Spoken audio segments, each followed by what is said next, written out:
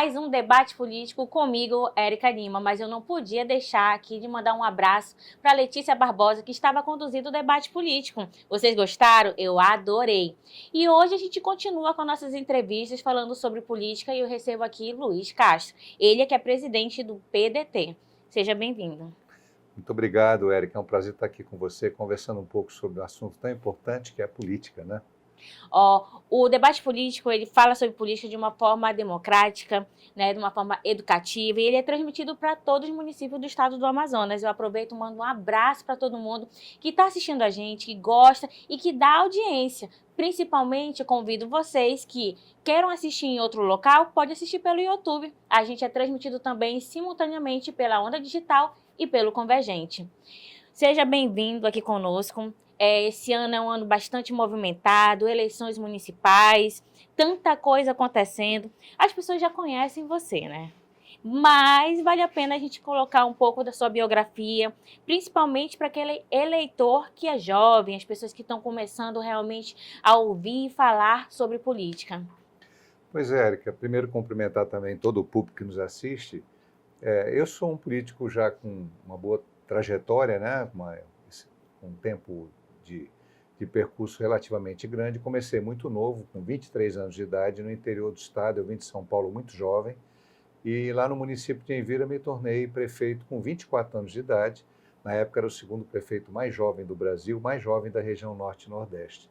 E aí sequenciei esse processo todo por 5 mandatos de deputado. Eu fui por 2 vezes prefeito, 5 vezes deputado. Aí concorri ao Senado, tive uma votação muito bonita, muito bacana, mas não deu para chegar. Por poucos votos eu fiquei fora da vaga do Senado. E, entre meio a isso, tive experiências como secretário de Estado, como presidente de institutos. Tive uma vida bastante interessante do ponto de vista de trajetória pública. E também trabalhei na Fundação Amazônia Sustentável, que foi uma outra experiência muito gratificante na época do Covid, onde eu coordenei o programa Saúde na Floresta, que foi implementado naquela época com pontos de telesaúde para atender comunidades ribeirinhas. Então, eu gosto muito das ações que têm concretude, que vão dar resultado positivo para a sociedade, principalmente os mais vulneráveis, aqueles que precisam, de fato, da atenção, seja de uma política pública governamental, seja de uma política social, de uma organização, de uma empresa, enfim, de todos aqueles que podem colaborar para melhorar. Hoje presido o PDT, né? O Partido Democrático Trabalhista, que é o partido que tem origem em Leonel Brizola, em Darcy Ribeiro, teve aqui no Amazonas uma grande figura, o senador Jefferson Pérez, e tenho, assim, um verdadeiro compromisso, Érica, com causas coletivas. Eu não compro voto, eu não regimento votos individuais, eu não fiquei rico na política. Para mim, política não é enriquecimento do ponto de vista material, mas de enriquecimento do ponto de vista existencial. Você poder ser útil, você poder fazer coisas boas e respeitar princípios e valores. Então é assim que eu sou e é assim que eu prossigo. Eu já entrevistei você em outros momentos, em outros cenários, principalmente quando você concorreu para Senado, e agora você está exercendo uma posição importante. Você está presidindo um partido político. Dentro dessa situação, pensando agora em Manaus, pensando nas articulações da eleição de 2024, a gente tem que começar e eu tenho que entender, porque é a primeira entrevista que eu estou fazendo com você, é claro que a gente vai ter outros momentos aqui, está aberto, porque a gente tem que ter esse espaço democrático para todo mundo. E eu quero entender como foi a sua tomada de decisão. Eu sei que você já concedeu outras entrevistas, mas aqui eu vou esmiuçar. Como foi sua tomada de decisão para apoiar, né, dentro dessa federação, as alianças que você está construindo? Conta para mim, porque nos bastidores, aí você vai confirmar comigo ou não, havia-se a possibilidade de uma conversa já alinhada em apoio ao pré-candidato Roberto Cidade, né? Uma construção que foi feita também, né, com o aval e a relação com o governador Wilson Lima. E aí, depois, a gente viu outros caminhos sendo percorridos. Claro que a gente vê as movimentações de outros partidos, federação, é muita coisa envolvida, mas a melhor pessoa para falar sobre isso é você. Bom, o processo político tem uma dinâmica, né, Érica? A dinâmica não está sob o nosso controle. Eu pido um partido, mas eu não sou autocrata, tem uma comissão executiva, tem pessoas, os pré-candidatos, então não é decisão que eu tome sozinho, né? Eu sempre procuro me respaldar, ouvindo, discutindo, debatendo. Houve sim uma aproximação com o Roberto Cidade. Roberto Cidade é uma pessoa muito afável, uma pessoa muito educada, de um relacionamento muito tranquilo, mas, de fato, essa relação dele, essa ligação dele com o governador atual, ela complicou, porque as posições do governador são claramente de uma linha política diferente da nossa, do PDT. Uma linha de ultradireita, do ex-presidente Bolsonaro. Nada contra pessoas que gostam do Bolsonaro e tudo, mas é incoerente o PDT estar associado a uma corrente política que está ligada a uma ideologia totalmente contrária àquela que nós defendemos. Nós somos um partido trabalhista, um partido de centro-esquerda, um partido progressista. E aí, a candidatura do Marcelo, o lançamento do nome do Marcelo Ramos, mexeu com isso tudo. Por quê? Porque o Marcelo é uma pessoa que tem um percurso. Ele tem um percurso da esquerda, um percurso da centro-esquerda, é um homem muito preparado, um homem que está vocacionado para a política, né? E que eu conheço há muito tempo. Nós convivemos durante 4 anos no mandato de deputado, sentado em bancadas um ao lado do outro, e eu não tenho nenhuma crítica a fazer ao Marcelo, comportamento dele irrepreensível, sempre nos mantivemos unidos, trabalhando, e depois ele tomou um rumo político diferente do meu, mas continuamos nos respeitando. E, de certa forma, nos admirando naquilo que cada um tem a contribuir com o outro, né? Então, o nome do Marcelo foi um nome de impacto. Até então, o PT não tinha ninguém de expressão, claro, não, muito apreço pela Anny Moura, gosto muito dela, mas ela não conseguiu catalisar o PT para o seu nome. E aí nós estivemos no Congresso do partido e o presidente do partido nos chamou para conversar, o presidente nacional, Carlos Lupe. E estava eu, estava o Stones, o Machadão, e ele mostrou preocupação com a situação do Amazonas, dizendo que ele achava incongruente que a gente mantivesse uma aliança que não tinha afinidade programática com a linha do PDT, que quer queira, quer não, embora no primeiro turno não tenha apoiado o atual presidente, no segundo turno se alinhou ao atual presidente que governa o país, que é o presidente Lula. Então, nós passamos a fazer essa reflexão e vimos que o nosso presidente nacional estava certo. Alguém diz, ele impôs? Não, ele não impôs. Você tinha como tomar uma decisão diferente? Eu teria que trabalhar isso com toda a executiva do partido.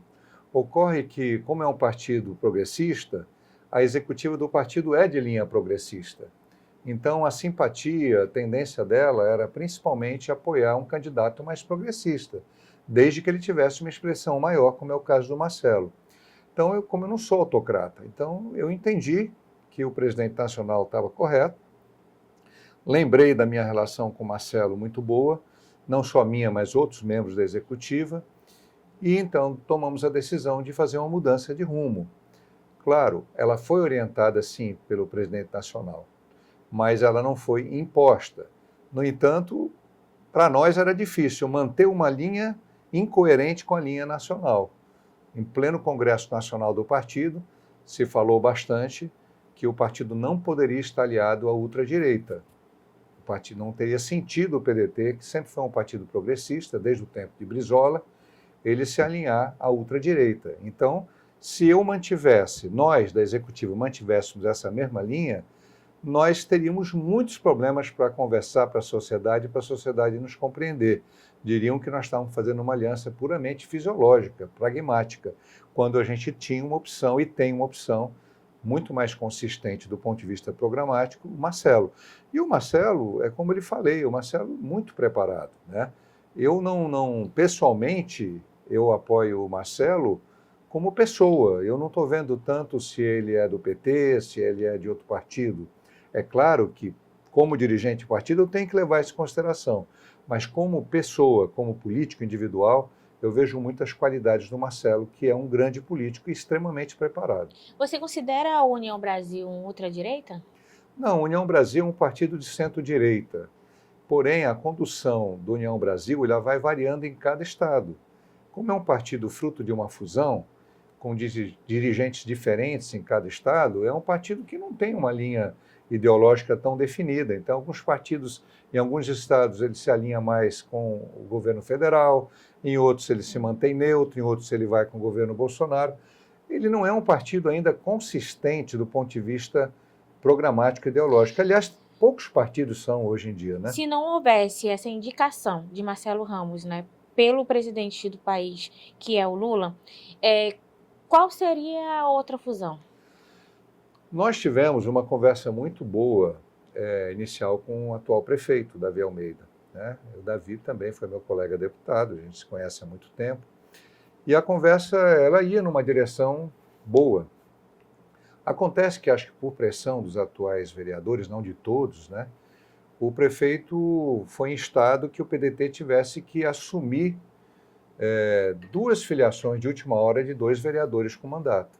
Ora, nós construímos lá dentro do PDT uma linha de estímulo dizendo que não aceitaríamos nenhum candidato que já tivesse mandato, porque a impressão que se tem é que são pessoas que têm uma estrutura de poder, estrutura política e financeira muito acima das pessoas que estão dentro do PDT, até mesmo da minha, porque eu não sou, eu tenho o meu nome tem uma certa repercussão, mas eu não sou uma pessoa rica, não tenho poder econômico, né? E nem mandato. Então, esse foi uma espécie de pacto. E aí gerou um impasse, porque o prefeito, não sei se de vontade própria ou porque ele recebeu essa influência, só queria o PDT se fosse assim. Então não teria como ser dessa maneira. Eu estaria desrespeitando não só eu, mas o restante executiva, todos os outros pré-candidatos do partido, que vieram para o partido acreditando em condições mínimas de equidade em disputar, porque alguém sem mandato, ele olha para os políticos que têm mandato como adversários mais fortes, pode até não ser todos, mas eles são considerados candidatos com uma estrutura muito grande. Então, a conversa com Davi Almeida não evoluiu, né? Nesse tempo ainda não havia a candidatura do Marcelo, mas se nós tivéssemos fechado com o Davi, possivelmente nós manteríamos isso aí, até porque havia uma conversa também com membros da assessoria do Davi, eu tenho relacionamento com pessoas que trabalham com ele, que eu tenho apreço, eu tenho respeito. Não quer dizer que eu assine embaixo de tudo que o Davi Almeida faz, mas eu tenho que fazer uma distinção. E o Jefferson Pérez fez essa distinção quando ele foi cobrado uma vez, Érica, por que você apoia o Eduardo Braga numa eleição? Ele disse, eu não estou falando como cidadão individual, eu falo como dirigente de partido, ou melhor, para o partido, eu vou ter que fazer isso. A gente tem que falar um pouco sobre partido, porque você tem uma posição importante. Sim. Hoje, né? Como é que você pensa nesse cenário? Quantos vereadores, né, vocês têm um objetivo de realmente fazer que dê certo? Tá certo. Qual o número de vereadores? Érica, nós pretendemos, nosso planejamento, fazer 3 vereadores. Se não conseguimos fazer 3, fazer pelo menos 2 vereadores, partindo do pressuposto que o coeficiente mínimo deve ser em torno de 27 mil votos, pode ser menos, pode ser um pouco mais. Então, o nosso trabalho é para eleger 3, tendo pelo menos a garantia, se Deus quiser, né? Porque abaixo de Deus ninguém tem garantia nenhuma aqui na Terra, mas a nossa pretensão, nossa projeção é de fazer pelo menos 2, mas com chances de fazer o terceiro. Nós temos um time muito aguerrido, nós estamos com 48 pré-candidatos, vamos ter que fazer uma seleção para ficar nos 42. Um bom time de mulheres, que isso é importante, boas pré-candidatas mulheres, né? E isso tudo deve nos ajudar, até porque nós somos uma força meio que alternativa, né? É uma força progressista, mas ao mesmo tempo é uma força que tem história própria, que tem mote próprio. O PDT tem todo um processo histórico de construção política. Agora a gente vai falar sobre sua pré-candidatura. A gente sabe que quando fala sobre pré-candidatura para vereança, um negócio diferente, né? Porque o cenário, os bastidores, as movimentações, vai depender muito mais do pré-candidato. E depois, posteriormente, após as convenções, do candidato de fato de direito, porque muita coisa ainda pode mudar. Hoje as pessoas colocam que estão como pré-candidatura, mas até a convenção as coisas podem mudar no cenário. E você está como pré-candidato. É importante agora a gente falar sobre esse cenário Manaus. Políticas públicas, você tem uma grande experiência, isso é um fato. Mas só que você ficou como deputado estadual em campo de cenário, né, de Senado. Agora é uma outra situação que volta ao município, né? E a gente olha hoje para a CMM, vem um cenário e eu quero saber, hoje, qual é o cenário que você avalia a CMM, a Câmara Municipal de Manaus? Bom, eu não vou fazer uma avaliação de pessoas, né? E nem vou fazer uma avaliação de capacidade, conteúdo de conhecimento. Vou fazer uma avaliação de como hoje, na minha opinião, a Câmara se comporta. Ela está muito refém de uma briga, que pode até não continuar ou pode prosseguir nesse processo político, uma briga política entre o atual governador e o atual prefeito, cada um tentando ganhar o campo maior, campo de influência maior dentro do município. E isso empobreceu a Câmara, além do fato de que, no passado, nós tivemos nomes proeminentes na Câmara Municipal.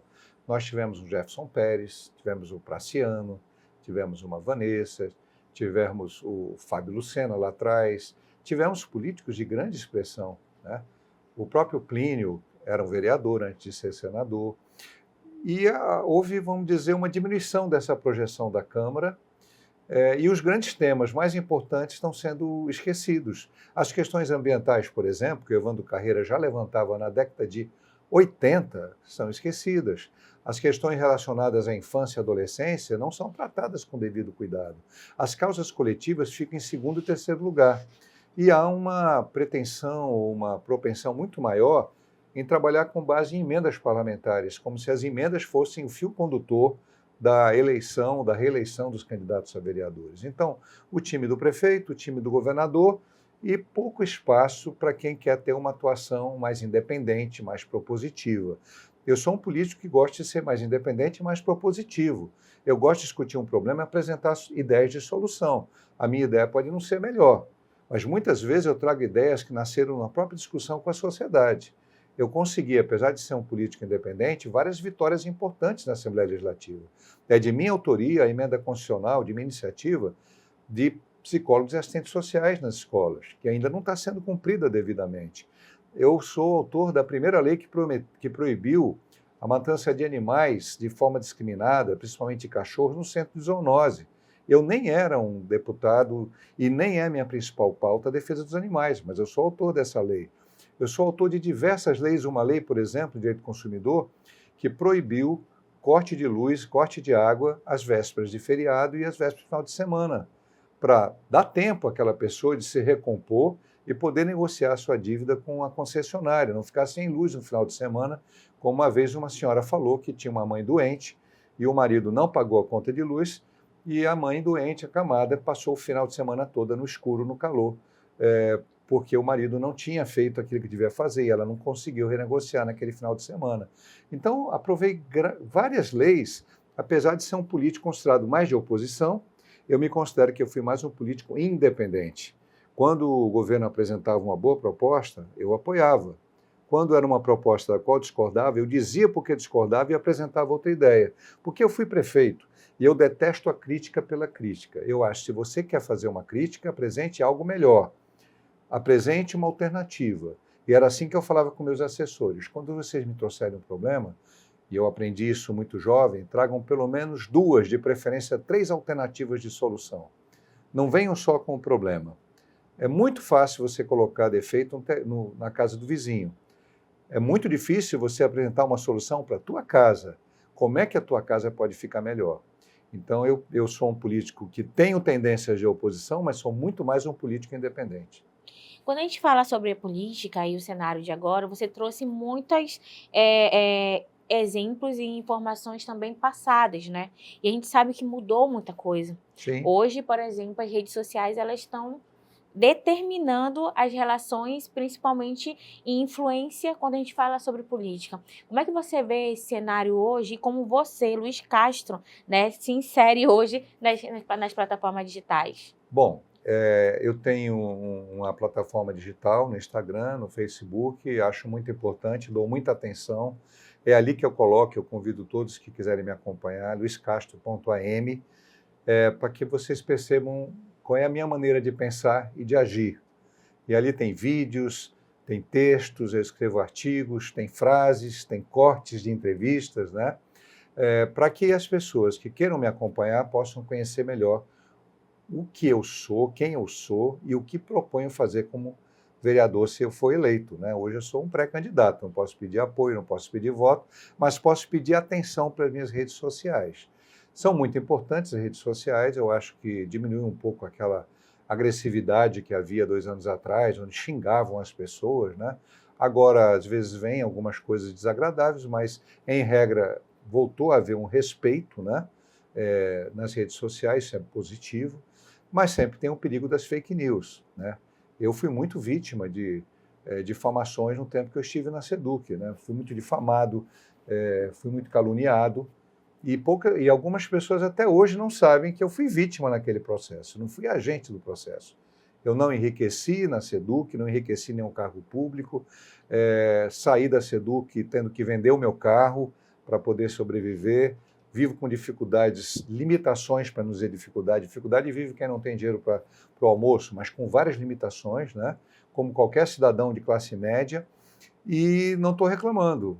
Não tem aposentadoria de deputado, algumas pessoas acham que o deputado tem aposentadoria estadual, não tem, só federal e senador. E o que eu quero colocar é que é muito importante você não utilizar fake news. Eu detestava fazer uma denúncia se eu não tivesse certeza daquela denúncia. Ah, o fulano é corrupto, mas eu não tenho provas de que ele é corrupto. Como é que eu vou dizer que ele é corrupto?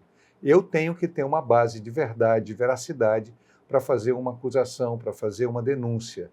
Então, muitas vezes eu denunciei muito mais as situações do que as pessoas. E, claro, a responsabilidade política, sim. Se era o governo do governador Eduardo, do governador Omar, do governador Melo, seja quem for, do amazonino, o erro, politicamente, era a responsabilidade daquele governo. Mas eu não ia poder dizer que havia corrupção ali se eu não tinha provas. Então, eu tenho uma maneira de me conduzir. Eu não gosto de mentir. Talvez isso seja uma limitação para mim na política. Eu acho muito ruim você ter que enganar as pessoas. Eu não engano. Eu prefiro não perder o respeito, perder o apoio, mas não perder o respeito. Já perdi muitas vezes votos e apoios porque eu não quis mentir, não quis prometer um emprego, não quis prometer uma casa, não quis prometer algo que eu não poderia fazer no futuro. Eu gosto da palavra compromisso, compromisso com as causas coletivas, principalmente as mais relacionadas com as pessoas mais vulneráveis da sociedade. Antes do jogo das cartas, você falou sobre algo que é importante. E diante de tudo isso que você passou, por que você ainda quer permanecer na política? Porque para mim não é uma questão de interesse pessoal. Eu até montei uma pequena empresa de consultoria, tenho um pequeno contrato, havia perspectiva de conseguir um outro.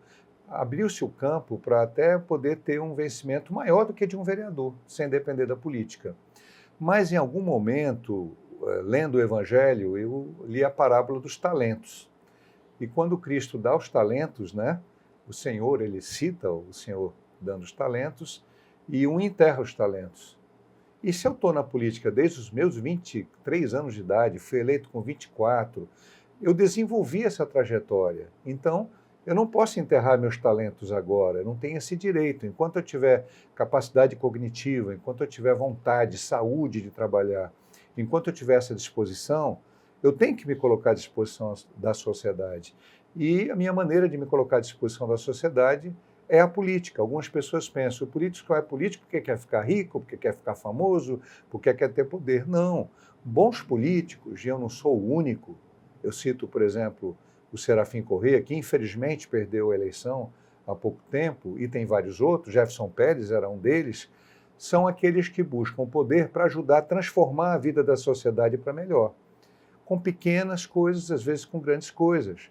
Nelson Mandela ficou 26 anos preso, pagando o preço das suas convicções políticas, e depois ele saiu da prisão para ser o presidente da unificação da África do Sul.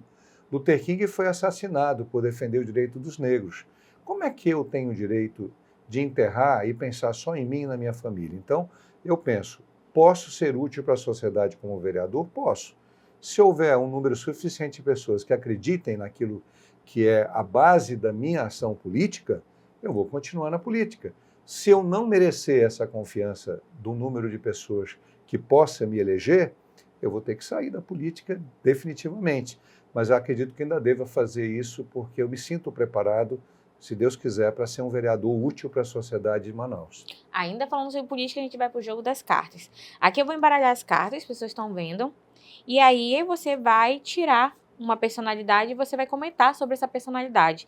E em cima disso a gente vai falando de política, né? Vamos Sim. falando sobre o cenário, as composições, alianças, tudo isso que está em movimento ainda. Pode tirar. Vamos mostrar para quem você tirou? Caio André. Caio André. Pode mostrar aqui para as pessoas que estão assistindo a gente. Vamos lá. Caio André é presidente da Câmara Municipal de Manaus. Comparando Caio André com o antigo presidente, que era Davi Reis, como é que você faz a comparação? Melhorou, não melhorou? Ou antes era melhor? Eu acredito, como cidadão, porque eu acompanhei isso de fora, como você, como cidadão, que o Caio André é um presidente mais razoável do que o anterior. Com isso, não quer dizer que eu concorde com todas as atitudes dele. Mas acredito que o Caio, pelo menos, tem um pouco mais de equilíbrio, um pouco mais de bom senso, talvez de maturidade, que o ex-presidente não tinha. Se você fosse dar uma nota de 0 a 10 para o presidente da CMM, qual a nota seria? Eu daria nota 6. Por quê?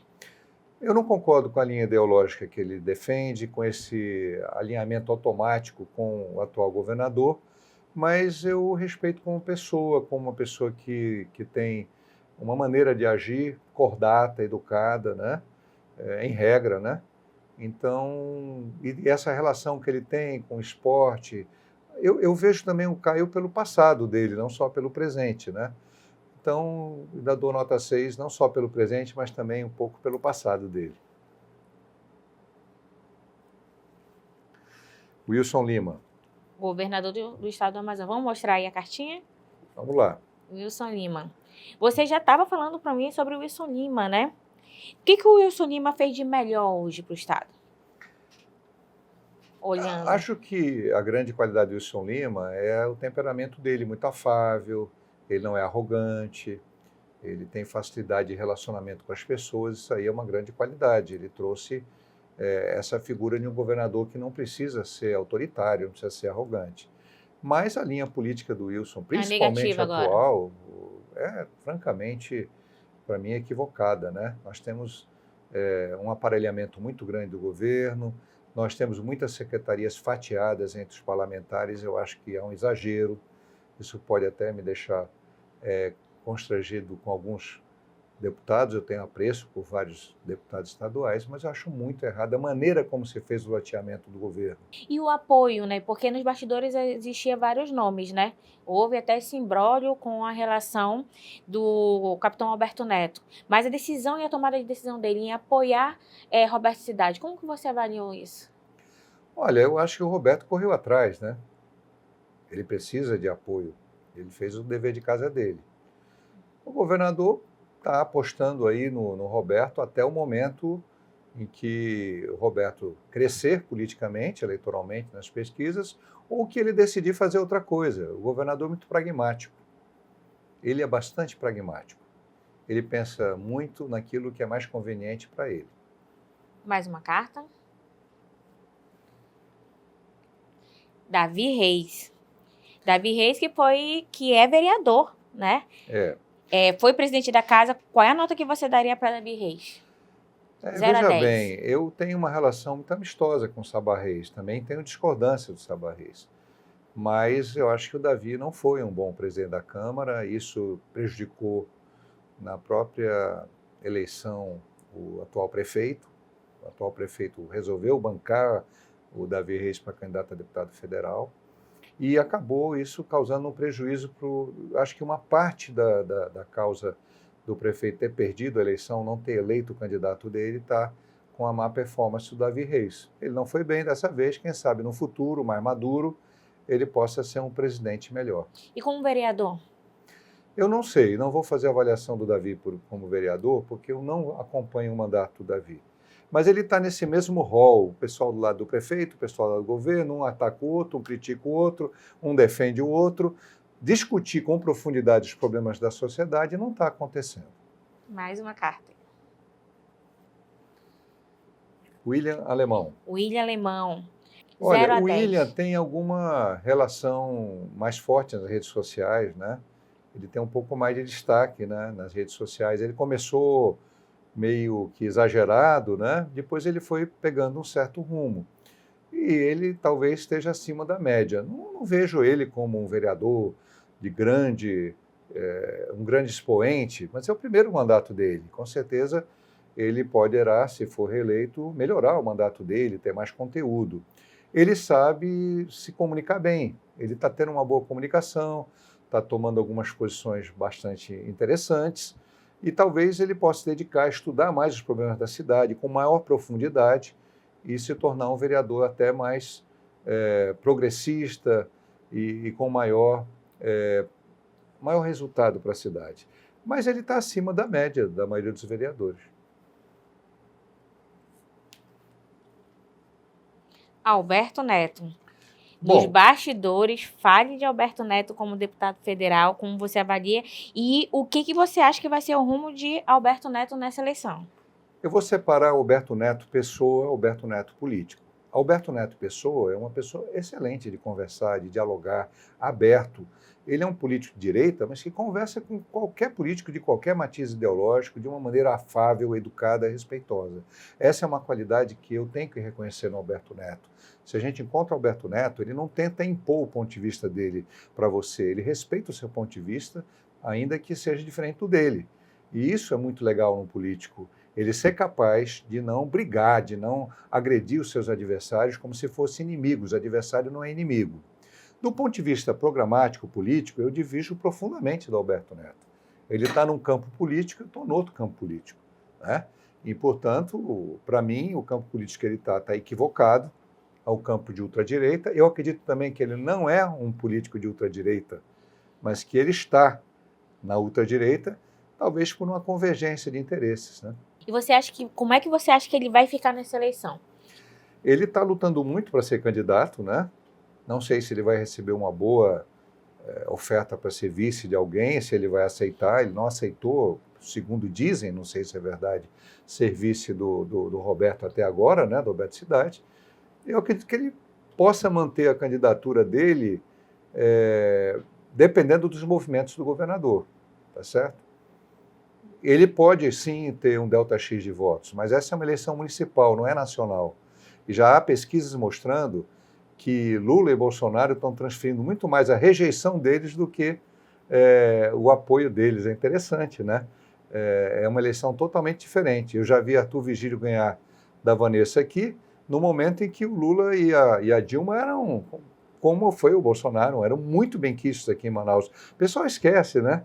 Mas o amazonense, o manauara, ele tem mudanças de posição. Ele já apoia mais a esquerda em algumas eleições, depois ele vai para a direita.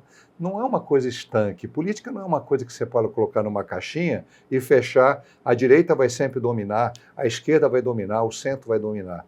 Então, vamos para frente que a gente vai ver, né? Capitão Carpê. Carpê. O Carpê é um parecido com o Alberto Neto, mas ele parece ser mais bolsonarista que o Alberto Neto, né? Embora o Alberto Neto tenha muito mais projeção, o deputado federal, o Alberto Neto talvez tenha muito mais habilidade assim do que o Carpê. O Carpê começou com posições interessantes, mas aí caiu nesse campo do Bolsonaro, mas é uma pessoa também que a gente conversa, que não é agressivo, né? Ele respeita o ponto de vista dos outros. E eu tenho respeito por ele, mas eu divido profundamente da posição política que ele adotou. Última carta. Vamos lá. Wilky Barreto está como pré-candidato também. Como é que você vê a pré-candidatura de Wilky? Olha, e ele como deputado estadual? O Wilky foi uma das pessoas que mais me prejudicou, né? Ele nunca teve a humildade de pedir desculpas de mim, das agressões que ele fez, da maneira como se portou, das acusações que ele fez. Mas entreguei para Deus, já perdoei, e se encontrar com o Wilky, bom dia, boa tarde, vamos para frente. Eu acho que é um deputado de altos e baixos, é um deputado combativo, mas ao mesmo tempo um pouco sensacionalista. Eu visitava as unidades de saúde do Estado e eu conversava com todo mundo lá dentro, não chegava batendo. Eu queria saber por que não estava tendo cirurgia eletiva no Adriano Jorge. Eu conversava com os médicos, com o pessoal da enfermagem, com os pacientes, com parentes de paciente, com os profissionais da área administrativa e com o diretor. E eu, mesmo sendo um deputado de situação, de oposição, independente, teve momentos que eu via que o diretor não tinha culpa. Então, vamos buscar a responsabilidade lá. Eu acho que o Wilker tem essa postura mais assim, né, de aparecer. É uma postura dele, é o direito dele, né? Tem conteúdo, ele tem conteúdo, mas também se alinhou na linha bolsonarista. Ele não parecia ser um político de direita e nem agia como tal no passado. Mas é um direito dele, né? Resolveu ser de direita também. Hoje está na moda, né? Vamos em frente. E qual é a palavra que representa Luiz Castro? Defender causas justas, de interesse coletivo, combater as injustiças, ser um político independente, que haja de acordo com a sua consciência, sempre ouvindo a sociedade.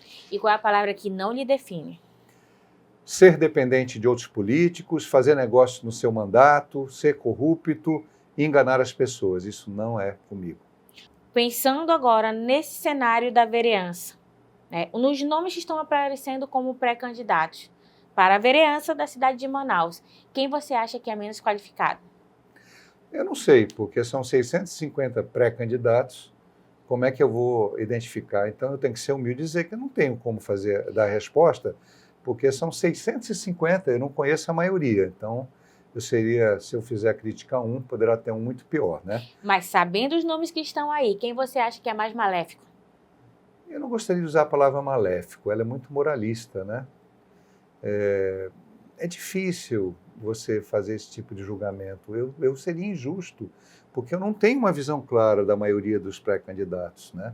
E na Bíblia está, não julgueis para seres julgados. Quando eu digo que não quero estar no palanque e não estarei no palanque do atual governador, poderia até apoiar um candidato que ele apoia, sabe lá, posso morder a língua, mas não dentro do palanque dele, é porque hoje eu tenho uma divergência política profunda com ele, não é pessoal. Se eu encontrar com o governador, como é que está o senhor, como é que está, ele é educado, eu também vou procurar ser educado. Então não é nada de pessoal, é porque eu divido da linha política, em especial dessa situação da saúde. Então eu não tenho como, no universo de 650 pré-candidatos, Érica, dizer que um é mais maléfico. Seria... Agora, falando, né, em cenário, com a sua experiência, você acha que a Câmara Municipal de Manaus ela vai ser atualizada em quantos percentuais? Eu acredito que em cerca de 50%, apesar do poder econômico que eu estou observando nessas eleições, é impressionante o que se fala, o que se comenta em relação aos atuais vereadores. Eu espero que não seja verdade. Só se ouve falar de milhões e milhões que vai gastar numa campanha, eu fico a me perguntar, um vereador tem um vencimento de R$19 mil. O que é que acontece para aparecer milhões de reais numa campanha? Eu estou lutando para conseguir milhares na minha pré-campanha, para poder investir na campanha. E eu fico meio estupefato, mas eu espero que a população de Manaus renove pelo menos 50%. Gostei muito de falar com você novamente. A gente vai ter com certeza outros momentos, por isso que a gente tem que guardar algumas situações para outros momentos, né? Outros cenários. Mas eu gostaria muito de agradecer a sua presença aqui no Debate Político e deixar aqui disponível para as pessoas que estão assistindo a gente, você falando quem é Luiz Castro. Pai de família, bem casado, sou cristão, movimentos focolares que eu participo, gosto muito de ler, gosto muito de estudar. Quando tenho um problema, gosto de ter dados, informações, não me contento com a superfície, gosto de me aprofundar. E sou uma pessoa que sou apaixonado pelas causas sociais. E para você que está assistindo o Debate Político, a gente vai finalizando aqui, mas eu vou deixar uma mensagem para vocês. O debate político, ele atua no ponto em comum da política. E aqui a gente fala de política de uma maneira educativa, dentro do princípio da democracia. Aqui a gente abriu espaço para todos os pré-candidatos a cargo de prefeito em Manaus ou prefeita, porque a gente tem aí mulheres também, né, nesse páreo.